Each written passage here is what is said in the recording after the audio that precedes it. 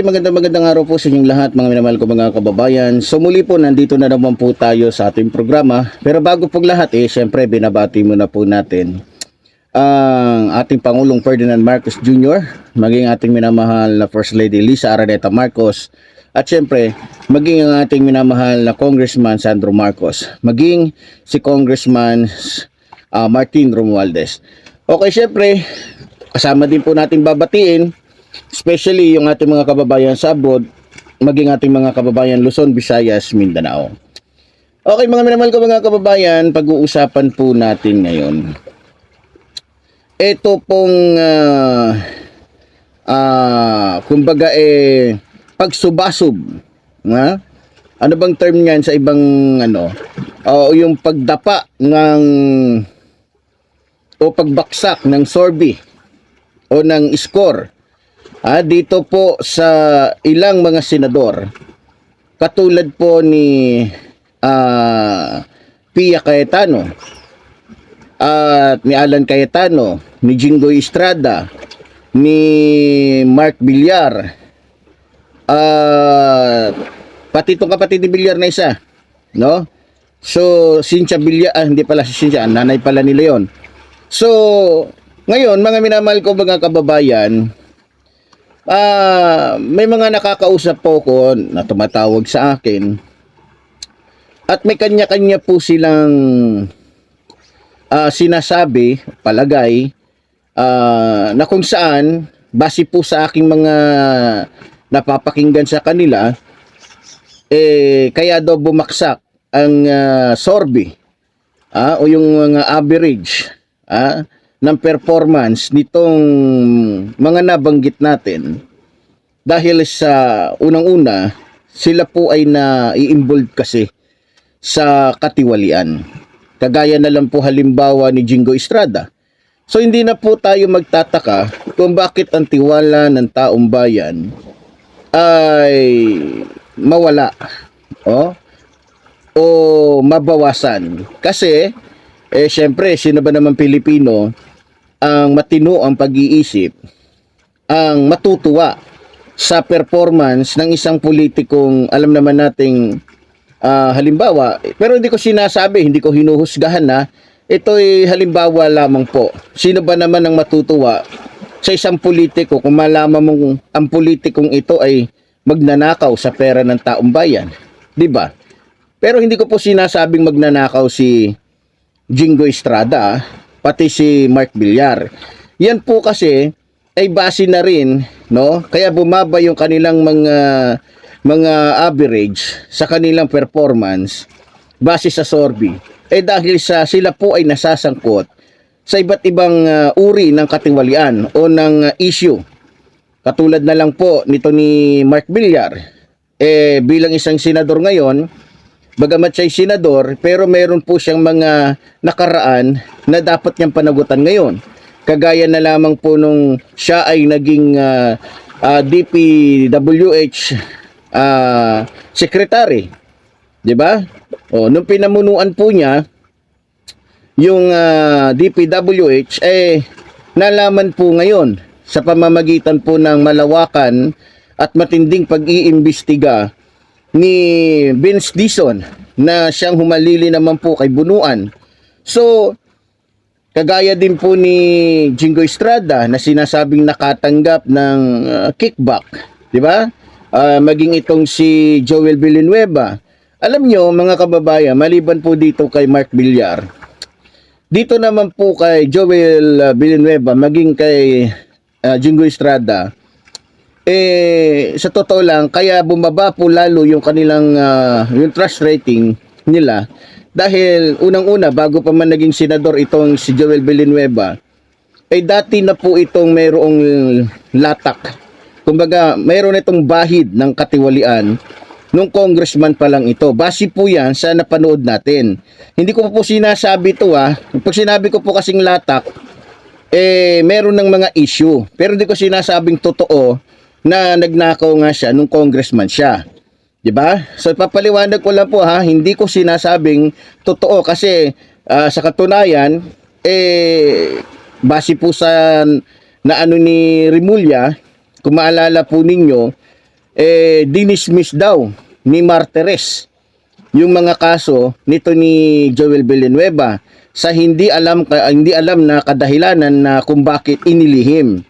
So alam naman natin dito sa Pilipinas, kapag kanililihim yung isang usapin, isang bagay, automatic na po yan na hindi po natin maiaalis sa isipan po ng ating mga kababayan na mayroon pong nangyayaring katiwalian. Pero ganun pa man, tanging korte lang po ang magsasabi kung talagang guilty o talagang may kasalanan itong si Jingo Estrada at itong si Joel Villanueva. Pero base na rin po sa ating mga kababayan, ang taong wala naman talagang kasalanan,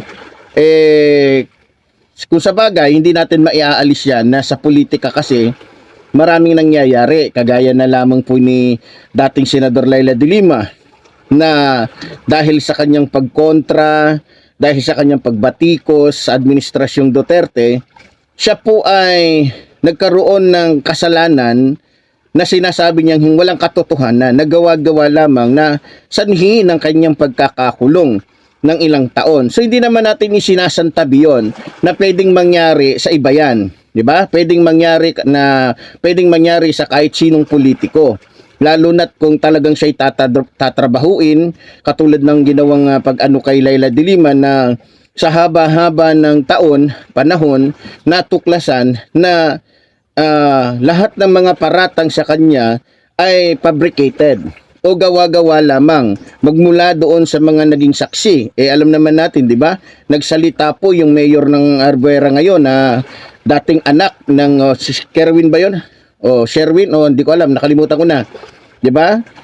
So nagsalita na dahil lang sa tinakot siya, kaya napilitan siyang gumawa ng isang statement o tumayo bilang testigo para lamang madiin si Senador Leila de Lima o dating Senador Leila de Lima sa isang kasong gawa-gawa lamang para masigurado na makulong siya. So alam niyo mga kababayan, ito'y aking para sa akin, ito'y sarili kong opinion lamang. Siguro kung bibilisan, kung mamadaliin, kung papaspasan talaga ng ating gobyerno yung pag-iimbestiga patungkol sa mga issue ng mga politikong ito, malamang malalaman agad. Ang problema po kasi dito sa ating bansa, pagka mayayaman ang may kaso, ito totoo lang to hindi naman po tayo sa nagmamarunong dito kadalasan kasi tingnan nyo na lang yung kaso po ng itong mga Binay. 'Di ba?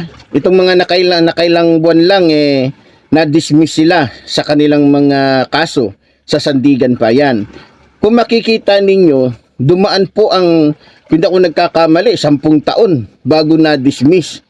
'Di ba? Bago na-dismiss, bago natapos yung kaso. So, sa totoo lang, kahit na sila po ay masintensyahan, parang nasintensyahan na rin sila parang naano na rin nila yung yung tawag dito, yung kanilang parang binuno na rin nila sa kulungan yung taon na yan. Kasi ang ending lang din pala niyan, dismiss.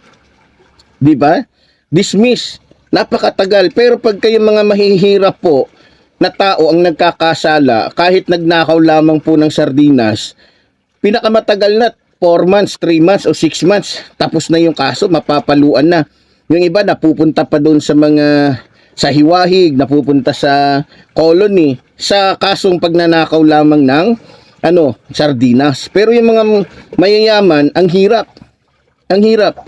Parang hindi sila masyadong natatablan ng batas.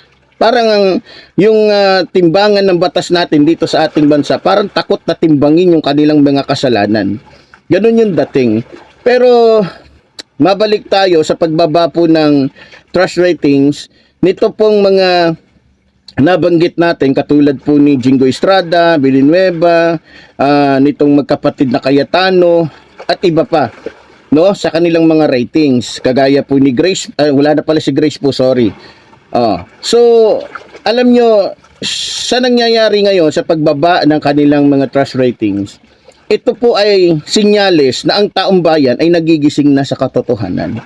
hindi na po sila bulag ngayon sa katotohanan. Mas marami ng mga Pilipino ang nakakaunawa o nakakaintindi sa tunay na nangyayari po ngayon dito sa ating bansa.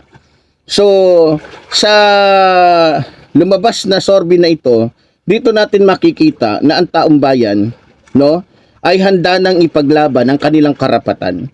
Handa nang ipaglaban yung pera, o handa nang ilaban ng mga Pilipino yung karapatan nila na dapat na sila ang dapat na gumagamit o nakikinabang sa pera na ninanakaw ng mga politiko. Pero hindi ko sinasabi na kaya bumaba yung ratings ng mga to dahil totoong nagnakaw sila. Tulad ng sinasabi ko, tanging judge lang po, korte lamang po ang magsasabi na sila nga ay nagkasala.